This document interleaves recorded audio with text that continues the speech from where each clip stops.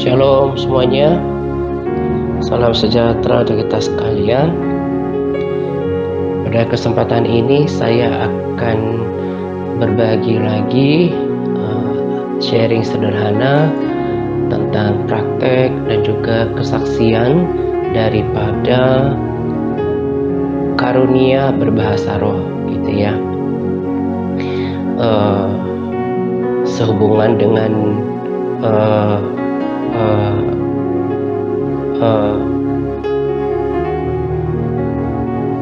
masa atau waktu yang belum lama ini bahkan sedang berlangsung gitu ya, bagi pencurahan Roh Kudus gitu ya, bagi beberapa gereja mereka mengadakan ibadah pencurahan Roh Kudus gitu. Nah, lagi-lagi juga saya katakan bahwa saya tidak membagikan sesuatu yang baru buat kita, hanya pengulangan dan juga penekanan serta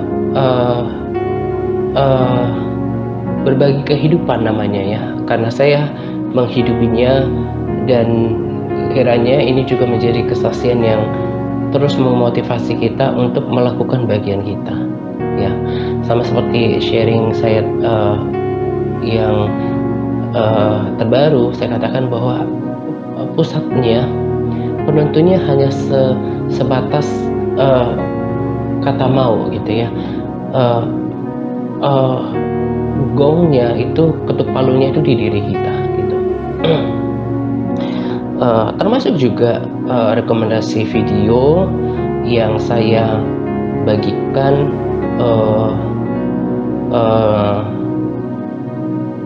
pada kolom komentar sharing ini ya. Mereka juga membagikan hal yang bukan juga baru gitu ya, itu bahkan pengulangan, karena memang itu saja yang isi daripada firman Tuhan gitu. Hanya mungkin ketika para hamba Tuhan ini menyampaikannya dengan disertai kesaksian yang baru serta pewahyuan yang baru gitu. Ini penting, saya katakan ini penting, dan kalau saja kita memiliki kemauan dan juga kerendahan hati untuk mau ikut, maka kita akan rasakan manfaatnya gitu ya. Jadi nanti setelah mendengarkan sharing ini, berharap setiap kita meluangkan waktu untuk mendengarkan video-video yang saya sertakan pada kolom komentar sharing kita ini, sekalipun nanti juga akan dibagikan oleh tim admin dan juga prajurit pada sesi sharing setiap hari Senin ya gitu ya, karena mereka akan membagikannya dengan poin-poin yang detail. Nah, ini juga sekalian pembekalan untuk setiap kita yang sudah ditugaskan untuk berbagi sharing, sehingga pengetahuannya lebih bertambah ketika menyampaikan kebenaran firman Tuhan, baik di TRC maupun di gereja lokal ya, seperti beberapa sahabat yang juga hamba Tuhan di gereja lokalnya, pelayan di gereja lokalnya, ataupun yang aktif di Komsel TRC gitu ya. Jadi luangkan waktu untuk mendengarkannya. Saya sendiri sebelum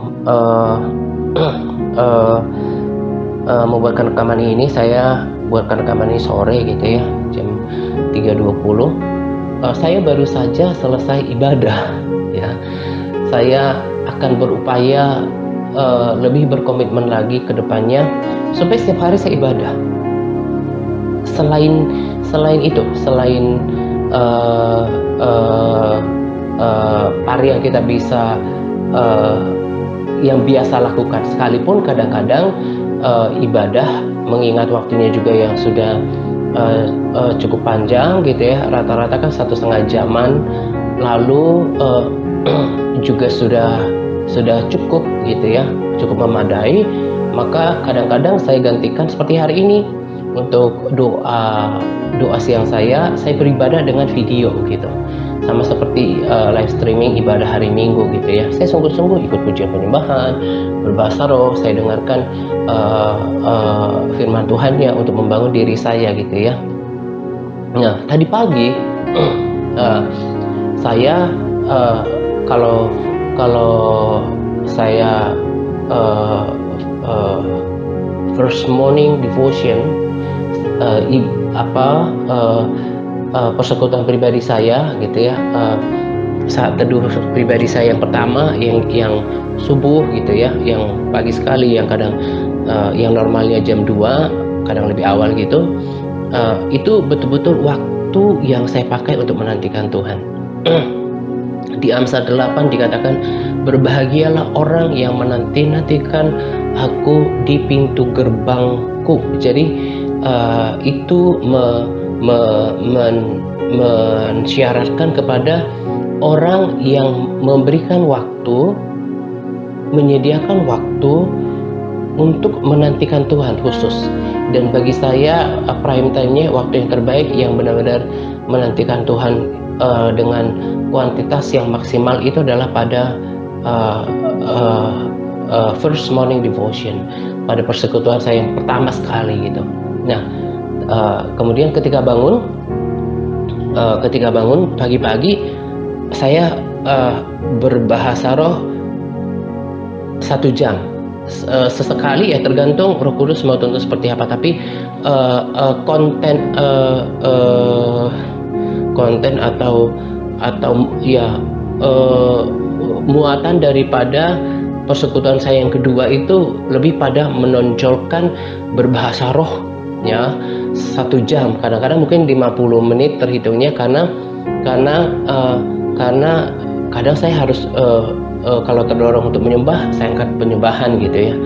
Tapi pada prakteknya ketika berbahasa roh hampir 1 jam, atmosfernya langsung berbeda, yaitu hadirat Tuhan yang kuat gitu.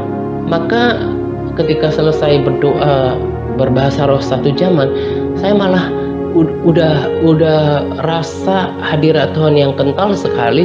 Maka saya berdiam diri lagi menantikan Tuhan, bersyukur, menikmati ketenangan batin, kekuatan yang baru, kemudian menantikan Tuhan lagi, walaupun tidak sepanjang pada PPW subuh gitu ya. Nah, di situ saya dapatkan apa? Damai sejahtera, kekuatan baru, semangat yang baru, ketenangan batin. Itu yang kita perlukan dalam hidup. Dan sama seperti yang dikatakan oleh salah satu hamba Tuhan pada rekomendasi video ini, awal-awal kita memang lemah, sama seperti jogging ya. Emang sih jogging itu kita nikmati ya, pada dasarnya kita nikmati. Enak kalau jogging itu berkeringat gitu ya, badan rasa enteng, jadinya bugar. Tapi kalau setiap hari harus jogging, nggak rasanya tidak akan selalu kita bersemangat gitu ya. Atau bahkan orang melakukan treadmill atau olahraga apapun, bahkan aktivitas sehari-hari ya, kalau pengalaman saya pribadi, misalnya selain olahraga atau hal yang sederhana, aktivitas sehari-hari, sering juga pas awal-awal itu malas gitu. Tapi ketika kita terus pelan-pelan memulainya, hanya kita jadi semangat. Nah, seperti itulah kurang lebihnya ketika kita juga melakukan aktivitas rohani. Dalam hal ini yang saya fokuskan adalah bahasa roh. Pertama-tama saya juga begitu. Ketika tadi pagi saya mulai pelan-pelan fokus. Saya selalu katakan pada diri saya sedang berkata-kata kepada Tuhan. Maka saya pastikan posisi diri saya, tidak pikirannya kemana-mana, tapi fokus kepada Tuhan. Dan benar seperti itulah yang terjadi. Dan setiap kita akan menyaksikannya, bahwa ketika masuk ke 20 menit, ke 30 menit akan semakin enteng, semakin ringan. Maka selanjutnya bahkan suara kita akan penuh dengan semangat dan nyaring gitu. Nah, itu yang membuat saya tetap bersemangat, tetap kuat di dalam Tuhan, bahkan untuk melakukan rekaman seperti ini pun. Ya, soal detailnya bahasa roh nanti dilihat aja pada rekomendasi video. Nah, saya hanya memberikan seperti peneguhan dan juga kesaksian gitu ya, bahwa memang benar bahwa ketika kita menjangkau Tuhan ya, ini saya sedang fokus dengan bahasa roh, bukan berarti cuman bahasa roh salah satu-satunya ya, tapi ketika kita memuji menyembah Tuhan juga kan Allah bertahta di atas pujian umatnya. Tapi benar bahwa ketika kita membangun manusia roh kita komitmen untuk berbahasa roh, seperti kalau saya tentunya lebih dari 1 jam, dan saya sungguh berdoa supaya Roh Kudus mampukan saya untuk terus seperti itu. Saya menyebutnya the second morning devotion kalau saya udah bangun ya. Jadi kayak persekutuan kedua itu saya maksimalkan untuk bahasa roh, karena bahasa roh itu saya menyampaikan hal yang rahasia kepada Tuhan, dan juga saya bisa ngerti isi hati Tuhan gitu. Saya pun jadinya bersemangat untuk selalu menyampaikan berkat rohani itu, karena itu tadi manusia rohaninya terbangun, imannya dibangkitkan, batinnya ditenangkan, kekuatannya diperbaharui, jiwanya disegarkan gitu. Saya sangat percaya kalau saya tinggalkan persekutuan saya ini yang menantikan Tuhan di the first morning devotion, kemudian juga yang kedua ketika berbahasa roh saya tinggalkan persekutuan saya, nggak ibadah kayak tadi ya, 1 kali ibadah dengan video kayak live streaming, kemudian tinggalkan persekutuan malam. Saya sangat percaya kalau saya nggak tinggalkan panggilan, mungkin tetap ada di dalam panggilan, tapi tidak lagi dengan rasa, tidak lagi dengan punya semangat yang tinggi, tidak punya lagi gairah yang tinggi. Itu kita ketika kita tetap menjaga persekutuan kita dengan Tuhan, kita maintain cinta kita, kesungguhan kita, semangat kita, kedekatan kita sama Tuhan gitu. Jadi tadi saya katakan ini bukan sesuatu yang baru, bahkan mereka juga menyampaikan bukan sesuatu yang baru juga. Sekarang goalnya adalah bagaimana kita ini mengikuti gitu. Saya bahkan berharap yang belum mengalami kepenuhan Roh Kudus setelah mendengarkan video-video ini gitu ya, ini kan disebutkan 2, sementara mereka punya sesi ibadah itu kalau nggak salah 4 gitu ya. Nanti next month saya juga berikan video yang sama, supaya semakin secara berkala kita bagikan hal yang penting ini, supaya kita mengalami kepenuhan Roh Kudus. Kenapa? Karena saya sudah berkali-kali katakan, kalau kita nggak lakukan bagian kita, ya, termasuk senior pastor lah ya, katakan sebagai ya, atau gembala utama daripada gereja ini saja, ketika nanti dengarkan berbicara di video itu, kehebatannya itu di mana? Yaitu adalah doa. Yang membuat beliau luar biasa itu bukan karena pengetahuan teologinya yang tinggi, bukan karena fasih lidahnya gitu ya, tapi karena persekutuannya dengan Tuhan yang erat lewat doa. Beliau juga punya komitmen yang sama, pagi-pagi berbahasa roh like crazy ya. Paulus juga katakan, aku berbahasa roh lebih daripada kamu semua. Saya selaku orang yang dipercayakan pelayanan juga, aku harus punya standar doa, termasuk standar berbahasa roh yang di atas orang-orang yang saya layani, supaya saya bisa apa? Supaya saya bisa menjadi panutan gitu. Nah, demikian juga dengan para sahabat yang konon melayani di gereja lokal atau di komsel. Kalau manusia rohaninya nggak kuat, jangan berharap akan melayani dengan rasa. Pasti cuma mungkin rutinitas gitu ya, atau tidak memberikan berkat yang lebih lagi gitu. Nah, jadi penting untuk membangun kerohanian dengan berbahasa roh. Nah, tadi saya katakan tujuannya ini kan bukan cuma mengisi sharing, tapi bagi yang belum, ya sama juga dengan tujuan mereka membuatkan rekomendasi video. Bagi yang belum mengalami kepenuhan Roh Kudus gitu ya, supaya merindukannya. Itu adalah seperti fasilitas. Dulu juga saya katakan seperti handphone, yang satu handphone jadul, nggak ada bluetoothnya, nggak bisa tersambung dengan sumbernya gitu ya, atau wifi, nggak punya fasilitas ini, jadinya dia nggak berfungsi maksimal. Ya sama-sama sih bisa dipakai untuk bicara handphonenya, tapi fungsinya berbeda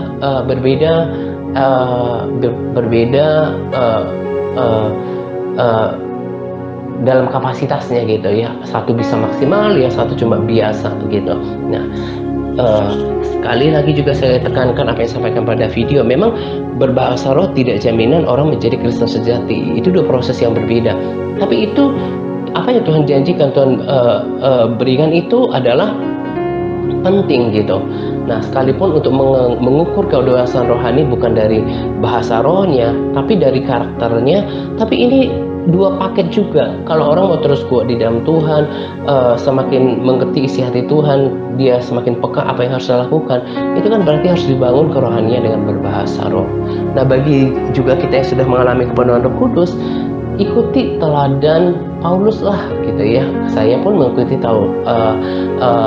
teladan Paulus. Jangan cuma, kalau selama ini kan saya perhatikan puasanya, ke depan saya lebih perhatikan juga bahasa rohnya. Jangan cukup merasa puas gitu ya, merasa puas cuma 5 menit, cuma 10 menit, 15 menit, coba lebih lagi. Saya berpikir gini, memang kita tidak, kerjaannya bukan cuma ibadah. Seperti saya ya, kayak subuh doa, kemudian habis bangun bahasa roh, berdoa, kemudian 1 jam, lalu saya ibadah, kemudian malam lagi, sore melakukan aktivitas, ada rekaman. Saya kan memang udah mengabdikan kepada diri pada Tuhan. Nah, yang lain kalaupun ikutin sebagian daripada teladan saya, misalnya cuma doa pagi subuh ya, beraktivitas, ada yang bekerja, kemudian malam lagi gitu kan. Tapi bagaimana saya membahasakannya ya, memprioritaskan ibadah itu tidak akan menjadi sia-sia. Memang jangan sampai mengganggu kegiatan kita, tapi coba pikirkan baik-baik. Alokasikanlah waktu yang untuk melihat media sosial yang gak penting. Coba hitung mulai dari sekarang, yang lihat halaman, yang lihat video YouTube yang gak penting, yang short kayak gitu, kalau dijumlah walaupun cuma beberapa menit, digabung udah berapa menit. Nah, alokasikanlah waktu, gantikanlah alokasi waktu untuk hal yang gak penting dengan ibadah, sebab ibadah itu berguna dalam segala hal. Tadi saya katakan jangan sampai kemudian ibadah aja terus, kemudian gak bekerja, gak ngurus segala sesuatu, itu juga salah. Tetapi yang benar, prinsip yang saya katakan adalah maksimalkan hanya untuk ibadah dan beraktivitas gitu.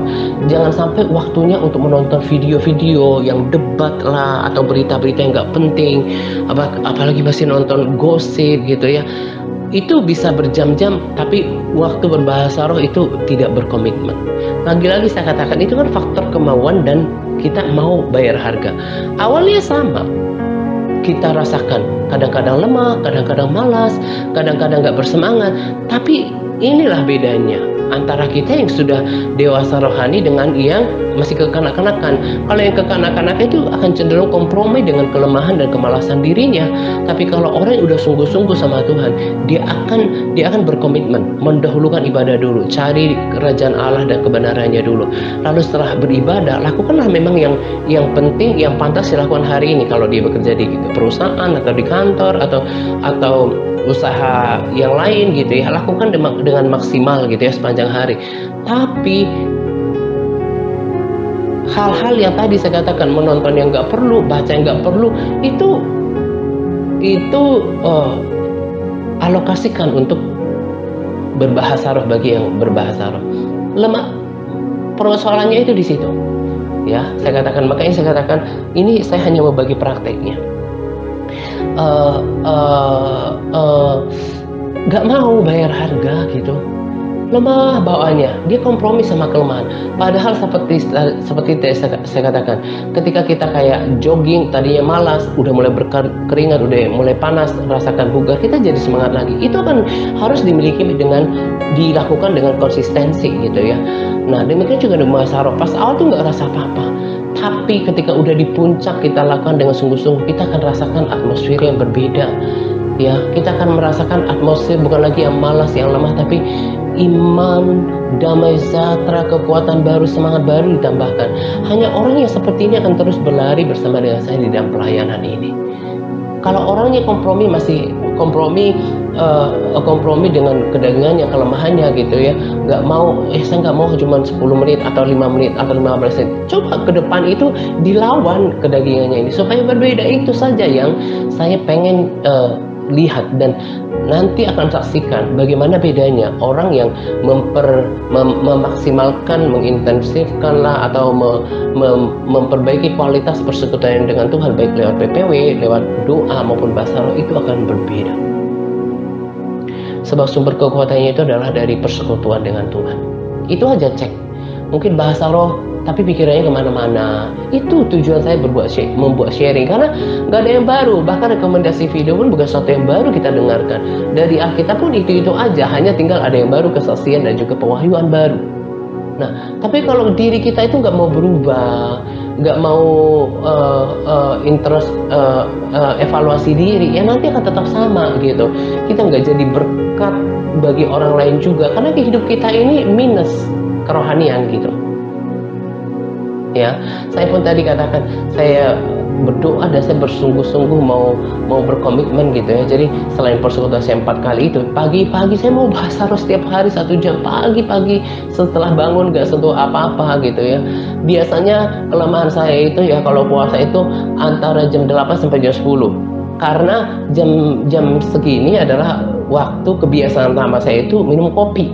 Nah, tapi kalau saya bangun misalnya saya bahasa roh bangun selama 1 jam, itu malah jadi batin saya, hati saya dikuatkan untuk mencari Tuhan, karena sudah merasakan sesuatu yang lebih nikmat daripada nikmatnya kopi. Saya malah kuat untuk melanjutkan puasa. Jadi membangun kerohanian dengan berbahasa roh itu sangat banyak manfaatnya. Nanti akan lihat, kita berdoa lebih efektif, kita dibangkitkan imannya, dibangun manusia rohnya, bahkan kita berdoa dengan sempurna gitu ya, tepat seperti Roh Kudus mendoakannya, karena akal budi kita terbatas. Saya misalnya untuk mendoakan pokok-pokok doa di sini ya, mendoakan pokok-pokok doa di sini, juga mendoakan saudara-saudara saya, bahkan mendoakan kota, mendoakan pemerintah, terbatas. Paling cuma kayak gitu aja, misalnya mendoakan pemerintah lah, berkati kesehatannya, Tuhan memberikan hikmat untuk menjalankan tugasnya, berikan hati yang melayani, akui petaka korupsi misalnya, kan standar aja begitu.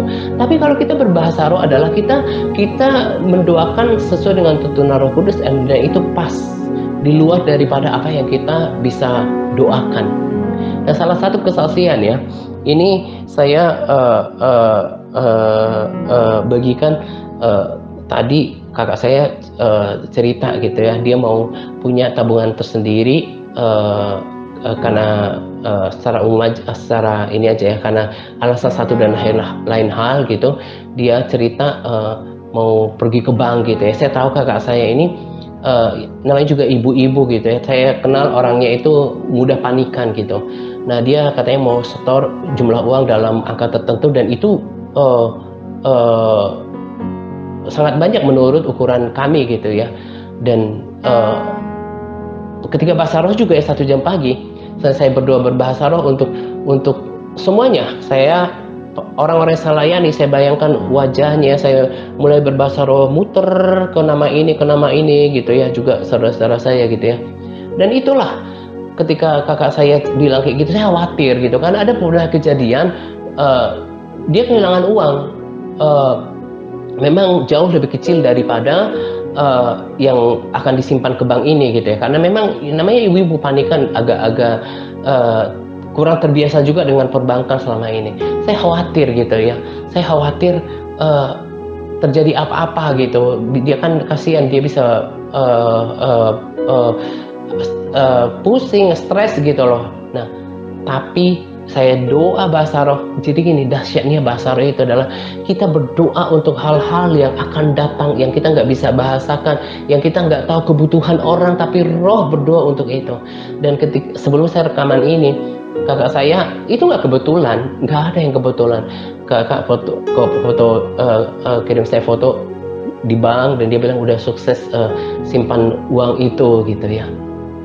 Dan kekhawatiran, kegelisahan, kekhawatiran saya itu, ketakutan saya itu sirna, selesai gitu, karena Tuhan udah menolong gitu. Hal-hal kecil, bahkan itu perkara yang bukan cuma kecil gitu ya, tapi ditolong oleh Tuhan. Itulah kekuatan bahasa roh ya.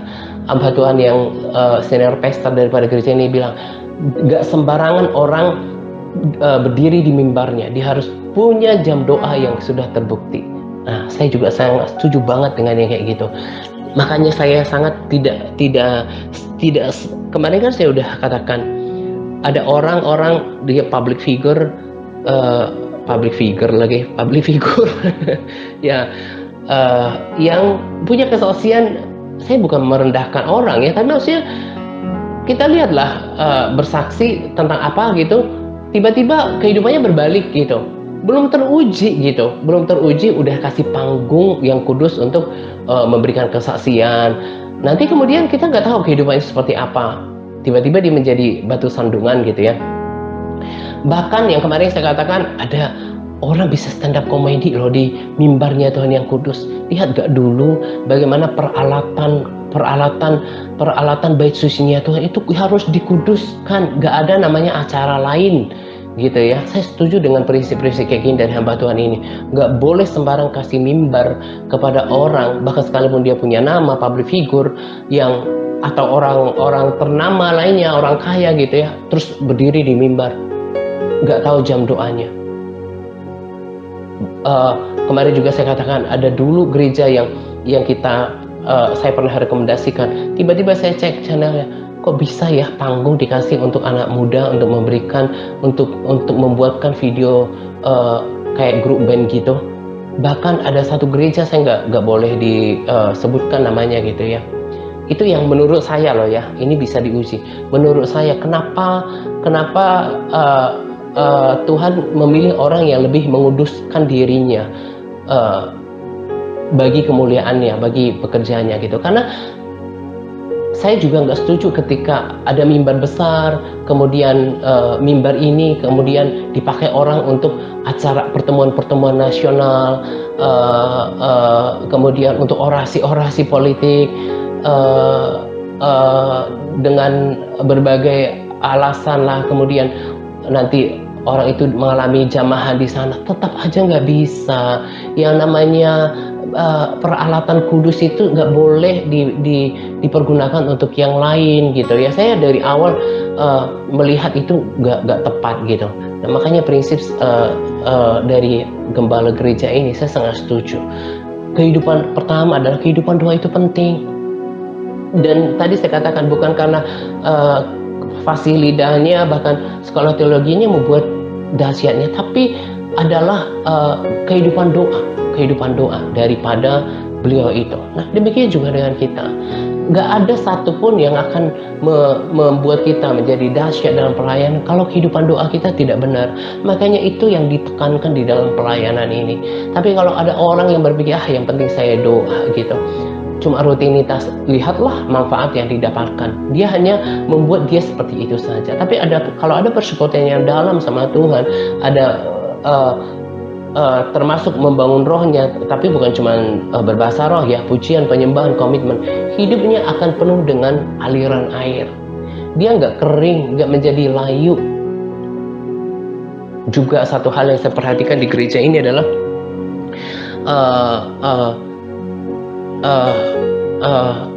memberikan ruang kepada manifestasi Roh Kudus dalam ibadah ya.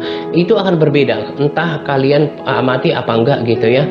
Yang jelas akan berbeda kalau sebuah pelayanan atau gereja memberikan ruang kepada Roh Kudus di dalam ibadah, ketika mereka katakan open worship gitu ya, mereka berikan ruang kepada Roh Kudus untuk berperkara. Saya pun seperti itu. Rasanya itu kok kayaknya nggak puas kalau nggak berbahasa roh, nggak menyembah dalam roh, karena ada hal yang saya rasakan yang nggak bisa saya bahasakan gitu. Nah, makanya saya pun saya rasanya nggak salah gitu ya, nggak pernah merekomendasikan video dari gereja yang tidak memberikan manifestasi karunia Roh Kudus di dalam ibadah tersebut, karena akan beda, itu akan beda gitu. Dan juga ya seperti tadi standar mereka ini ya, yang orang yang akan dipakai ya untuk melayani itu harus punya kehidupan doa yang mantap gitu. Nah, kalau saya lihat ada ketika di Jawa dulu ya, saya pernah bergereja di gereja tertentu. Bukan berarti sombong, tapi kita kalau udah punya persekutuan dengan Tuhan, seperti tadi ya, berbahasa roh, ya kita bisa peka terhadap roh itu gitu ya, terhadap kita bisa menilai gitu. Nah, ketika saya berada di gereja tertentu, saya pikir cuma karena seseorang kemudian menduduki posisi gembala atau wakil gembala, karena mungkin dia punya dana untuk menopang, ya mungkin sewa ruko gitu ya.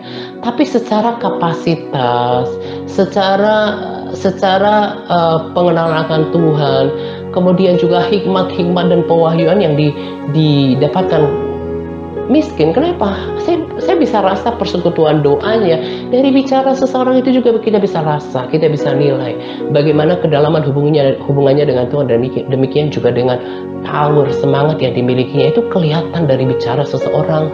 Nah, jadi itu praktek-praktek yang banyak di gereja yang harismatik, dan yang saya tahu Tuhan hanya lihat mereka yang menguduskan dirinya, kemudian juga memberikan tempat pada Roh Kudus berkarya yang terus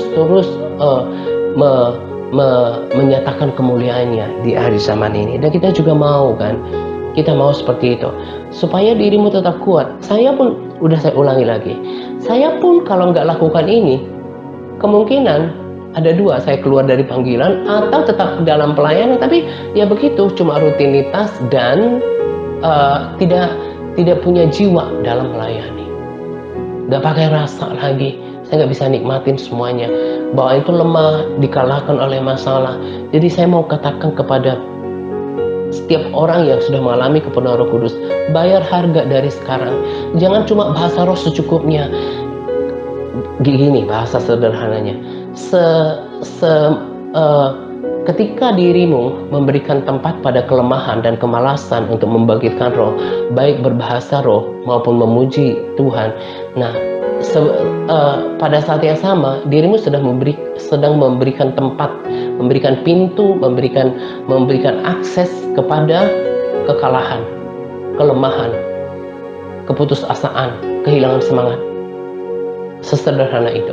Tapi ketika bayar harga untuk membangun kerohanian dengan berbahasa roh, nggak mau yang lebih, nggak mau yang standar, akan alami. Kalau lakukan dengan sungguh-sungguh dan murni, akan alami impartasi kuasa Allah lewat Roh Kudus yang lebih lagi, sehingga tetap tampil berbeda.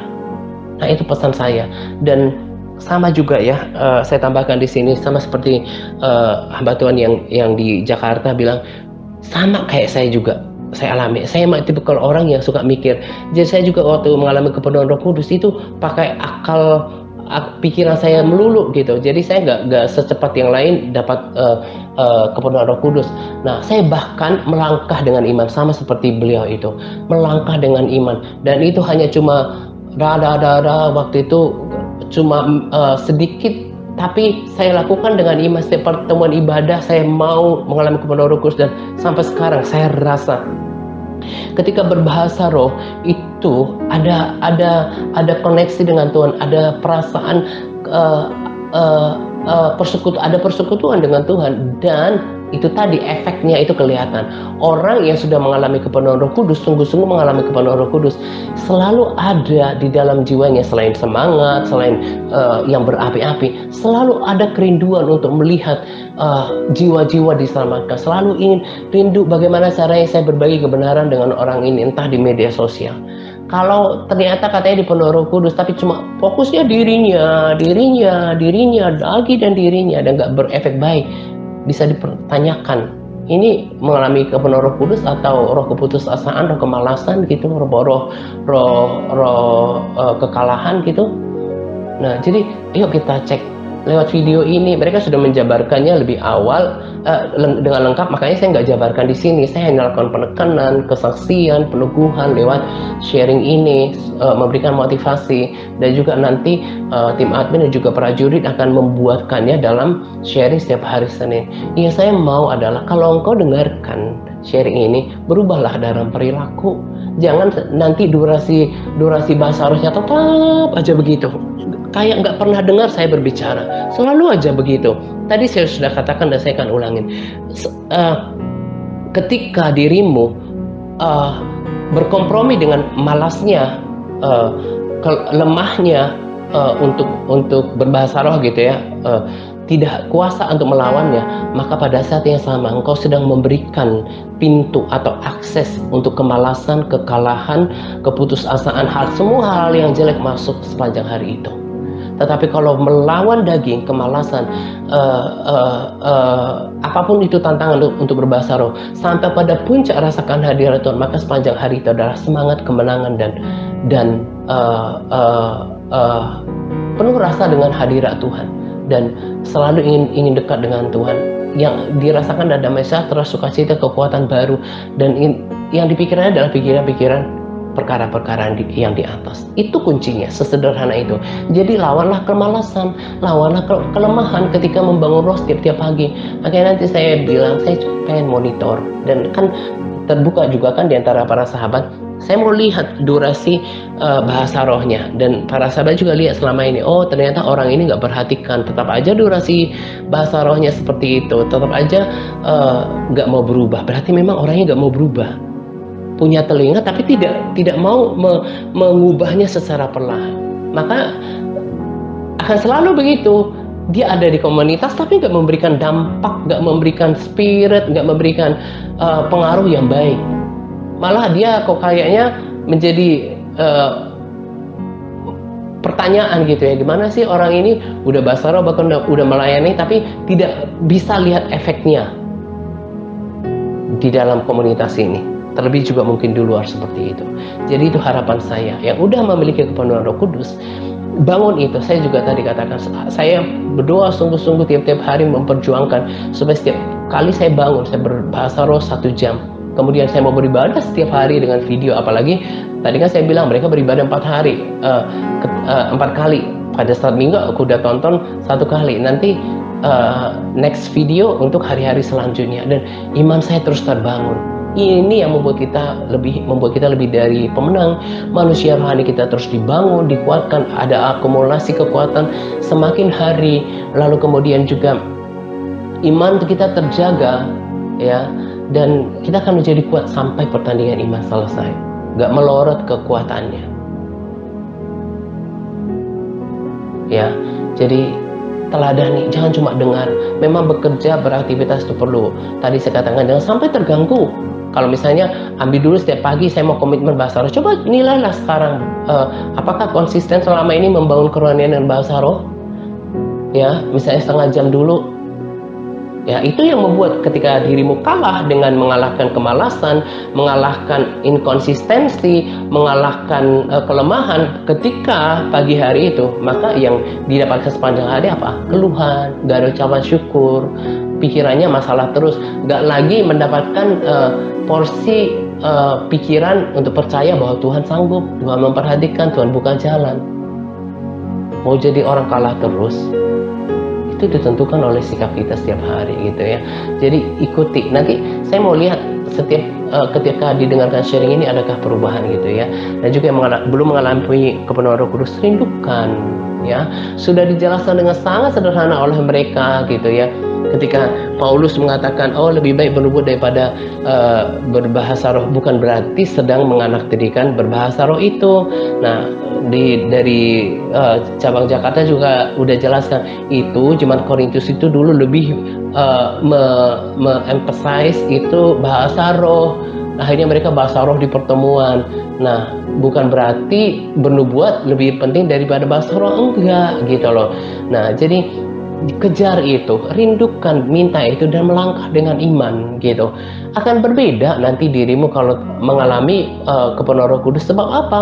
Bisa berdoa lebih efektif, bisa menyampaikan hal-hal yang rahasia di upload kepada Tuhan gitu ya, dan juga mendownload isi hati Tuhan. Itu yang berbeda. Kalau enggak nanti flat aja terus kerohanian tiap tahun, tapi kok kayaknya tidak berapi-api, nggak menyala-nyala gitu. Kasihan, waktu hidup cuma sekali. Jadi perhatikan sungguh-sungguh pesan yang saya sampaikan dalam sharing ini gitu ya. Ini saja yang saya mau bagikan untuk kita. Tetap semangat dan juga berbahasa roh. Tuhan Yesus memberkati kita senantiasa. Amin.